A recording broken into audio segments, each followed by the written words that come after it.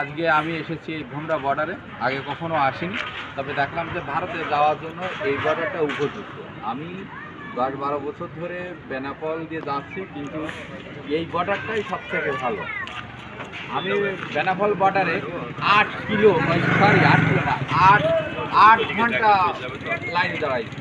আর এ জায়গায় 8 ঘন্টা লাইনে দাঁড়ানোর পিছনে মোটামুটি অল্প সময়ের ভিতরে আধা ঘন্টা 50 মিনিটের ভিতরে আমরা পৌঁছে যেতে পারি। যারা যাবে একেবারে নির্ঝামেলা এই বর্ডারটি, আমি বেনাপোলেতে এই বর্ডারটি যাওয়া উপযুক্ত মনে করি। তা আমার যারা আছে পরবর্তীতে আমি চেষ্টা করব এই বর্ডারতে যাওয়ার জন্য। আমার যারা আছে তাদের বলবো অবশ্যই তারা যেন এই ভোমরা বর্ডারতে যায়, বেনাপোল দিয়ে না যায়। দৌড়ি কিছু নেই, এই জায়গায় নিলিবিলি হাঁটি, নিলিবিলি পার হয়ে যাওয়া যাবে। আর অন্য 2-3 ঘন্টাই লাগে, সে বর্ডারে দেরি লাগে পার হতে গেলে। তাই আমার যারা আছে তাদের উদ্দেশ্যে তারা যেন অবশ্যই ভোমরা বর্ডার দিয়ে